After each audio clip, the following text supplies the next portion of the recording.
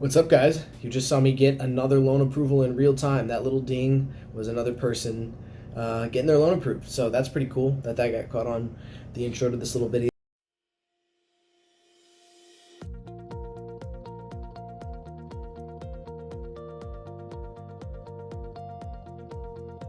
So a question I've been getting a lot lately as people have been seeing interest rates rise: can I still afford a home? Lots of people are still trying to buy homes. There's new homeowners coming onto the market every year.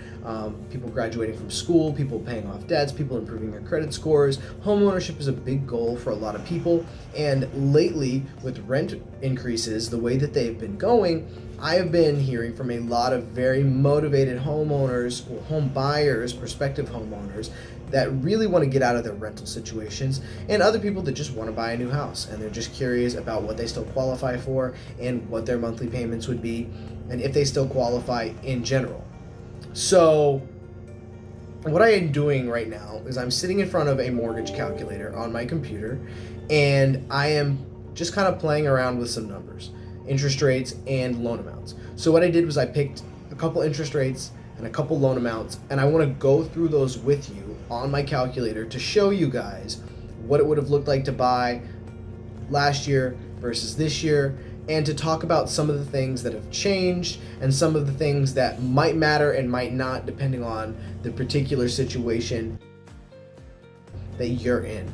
So let's kind of dive in and see, but at the end of the video you'll get a better idea of whether or not purchasing a home is still realistic for you. For a lot of people, the good news is, yes, it is still realistic. I'm still pre-approving people to buy houses every single day, and a lot of the time it is saving them a lot of money in rent. I'll tell you guys, down here in South Florida, I'm a member of a lot of different groups, and I have been seeing people, sorry, my email's blowing up, guys. I have been seeing people post that their rent is going from like $1,700 to $3,000, from $2,000 to $6,000. Crazy increases. Rental properties being bought up by large management corporations, and other factors are driving up those rental prices. So people are really looking for an alternative to paying that much, honestly, for a place to live. And a lot of time you can still afford a mortgage that is going to put you into something better. So home ownership, by all means, is not off the table. If you have a good loan originator on your team who understands the loan programs, the options out there, it's highly likely that you'll still have success with purchasing a home in 2022 and beyond. So let's take a look at this mortgage situation that I have put together for us. A mortgage amount of $300,000, and I have put in, or am going to put in, 3.99%, which with pretty good credit, average credit last year, you could have easily gotten a 3.99 on a purchase with very little down. Probably even better, but that's what we're going to go with. So 3.99, $300,000. That is a monthly mortgage payment of $1,430.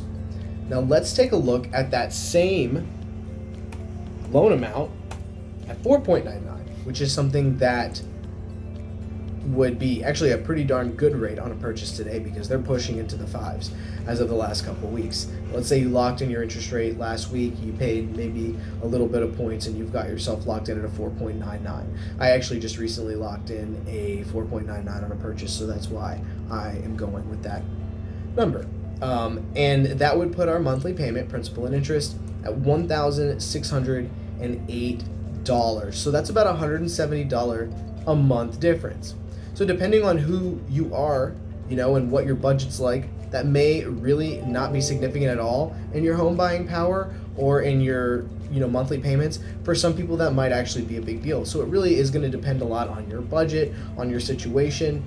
And with that in mind, you may, if your DTI, or debt to income ratio, is up towards the top of what's allowable, need to put a little bit more down to get the type of property that you want, or possibly even go with a little bit of a lower purchase price. And to give you an idea of what a difference that might make, let's say that you were at the very top of things at $1,400 and you couldn't get to a monthly payment of $1,600, it just wasn't going to fit into your budget, you would need to then go and buy a home that was $270,000 instead of a home that was $300,000. So there is $30,000 just kind of gone that you can't really afford anymore. So that's the downside if you're at the top of your budget. But the good news is, guys, you can always increase your budget. There's always ways that you can go out and make more money. There's always house hacking methods that can allow you to buy a primary residence and fix it up, or put improvements into it that raise the value, or even have a 2-unit or a 3-unit that you move into and then you rent the other units out to help supplement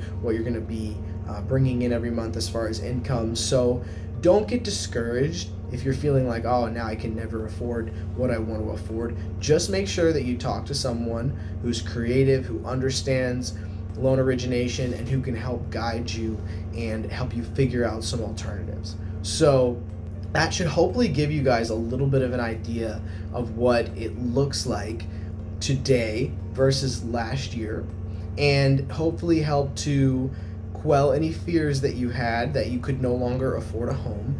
And obviously, to get hard and fast numbers, guys, we would need to take a look at your specific situation. So if that's something that you've been wanting to do, feel free to book an appointment on my calendar. It's completely free. I do first-time home buyer consultations. I'll also do just a mortgage meeting with you if you've got some other mortgage questions, like if you're an investor, if you wanted to refinance, if you were looking to utilize some of your equity, or anything else along those lines. So guys, I really hope that this was helpful, that this was informative.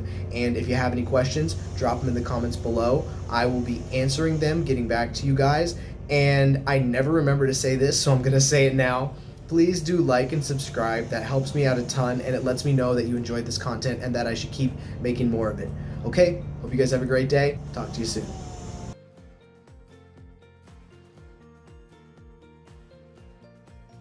So guys, I was sitting here editing the video with my chief editor, Cleo, and I realized that I did not necessarily discuss price points that were indicative of where everyone was shopping. So I went ahead and I did a comparison for $500,000 and one for $1 million loan amount, so that you could take a look at those right here. And if you had a specific purchase price or loan amount in mind, you can head over to the Pearrowgroup.com. That's my website where there are both purchase and refinance calculators, so you can go and do all kinds of loan scenarios on there and check out some numbers for yourselves as well.